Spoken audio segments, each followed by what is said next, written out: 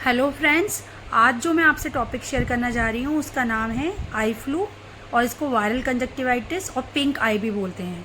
आज मैं आपको इसके कॉजेज़, प्रिवेंशन और ट्रीटमेंट के बारे में बताना चाहूँगी। आई फ्लू इस टाइम बहुत कॉमनली इफ़ेक्ट कर रहा है सभी एज ग्रुप को, चाहे वो चिल्ड्रेन हो, यंगर्स हो या ओल्डर्स हो। सबसे पहले हमें ये पता होना चाहिए कि ये स्प्रेड कैसे होता है, इसका कॉजेटिव एजेंट क्या है। इसका कॉजेटिव एजेंट है adeno virus, herpes simplex virus, enterovirus, rubella virus etcetera. Mainly ये वायरल इन्फेक्शन होता है, इसीलिए इसको वायरल कंजक्टिवाइटिस बोला जाता है। इसका क्लासिफिकेशन ही इसके कॉजेज़ के अकॉर्डिंग किया गया है। इसको 3 टाइप्स पे क्लासीफाई किया गया है। Number 1 infectious conjunctivitis, number 2 irritant conjunctivitis and number 3 is allergic conjunctivitis. अब ये स्प्रेड कैसे होता है, ऐसा नहीं है कि हम जिसको आई फ्लू हो रहा है उसकी आंखों में देख लें या उसकी तरफ देख लें तो ये हमें हो जाएगा। ये कम्युनिकेबल है, एक दूसरे से फैलता है, पर इस तरह नहीं। जैसे किसी पेशेंट ने जिसको आई फ्लू है उसने अपनी आंख को रब किया और किसी ऑब्जेक्ट को जैसे टॉवल को या किसी चेयर को टच किया, दूसरा पर्सन कोई आया उसने सेम ऑब्जेक्ट को टच किया और इस तरह से ये वायरस एक दूसरे से कम्युनिकेबल हो जाएगा। इसके सिम्टम्स हैं इचिंग होना, रेडनेस होना, इसके अलावा वाटरी डिस्चार्ज होना, थिक म्यूकोप्रूलेंट डिस्चार्ज होना।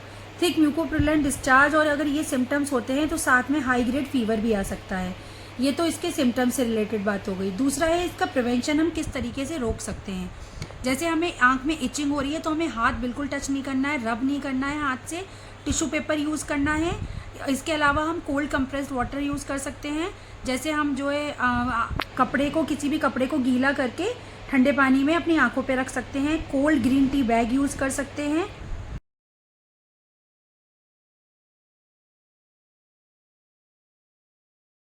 रेडनेस और इचिंग काफ़ी हद तक कम हो जाएगी।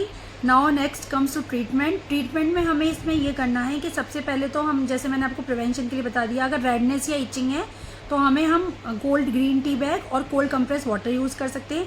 ठंडे पानी से आँख को दिन में कई बार धोना है, वॉश करना है, हाथ बिल्कुल टच नहीं करना है। इसके अलावा एंटीबायोटिक ड्रॉप्स आती हैं, मॉक्सीफ्लॉक्सासिन या सिप्रोफ्लॉक्सासिन आई ड्रॉप्स हम बीडी में यूज़ कर सकते हैं। इसके साथ में हमारी आंख बिल्कुल ड्राई नहीं रहनी चाहिए, इसलिए हमें कोई आई लुब्रिकेंट ऐड करना है, एग्जाम्पल कार्बोमिथाइल सेलुलोज। इस तरीके से हम इस ट्रीटमेंट यूज़ करके 1 to 2 वीक्स के अंदर इसके सिम्टम्स धीरे धीरे सबसाइड होने लगेंगे।